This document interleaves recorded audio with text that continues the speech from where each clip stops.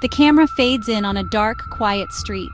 The hum of streetlights flickers in the distance. A lone apartment building looms in the background. The sound of wind rustling through empty branches fills the air. The title appears, The Caller. Inside a small, cramped apartment, Karen, a woman in her late 20s, tired-looking, is unpacking boxes, clearly worn out after a long day. Her phone buzzes on the counter. She picks it up and glances at the screen. Another spam call. Great. She answers the phone reluctantly, her voice flat. Hello? There's silence for a moment, then a voice, cold and distant, whispers. You're not alone. Karen freezes. The voice continues, sounding almost too close. Look behind you. Karen turns around slowly, her breath caught in her throat. There's nothing behind her, just an empty room. She sighs in relief and shakes her head. Great. Now I'm hearing things. She hangs up, rolling her eyes. The phone rings again. Same number. Karen hesitates but picks up. I said, look behind you. Karen turns quickly, her heart racing. The door to her bedroom is slightly ajar. She steps forward cautiously, pushing the door open. Who's messing with me? Nothing, the room is empty. Karen tries to shake off the uneasy feeling, but as she walks back to the living room, the phone rings again. This time, her hand shakes as she picks it up. Stop calling me. Why did you look? You should have stayed away.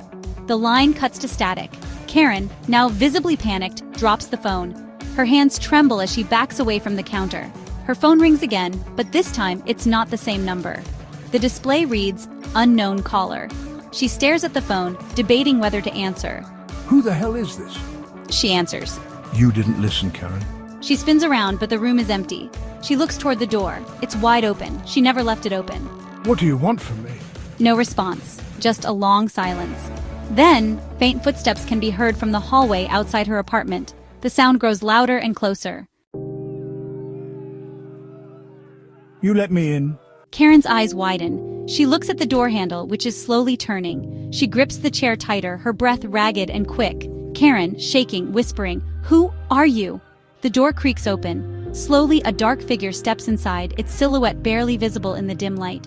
Karen screams and hurls the chair toward the figure, but it passes through it, as if the figure isn't there. The air grows colder. You've been letting me in for weeks. It's too late. The room begins to distort, walls closing and lights flickering. The figure starts to move closer, its presence like a suffocating fog. Karen, screaming, "No, no!" The phone rings again. This time the screen flashes with a picture. Karen standing in her apartment, alone and terrified. You're the one who called me, Karen.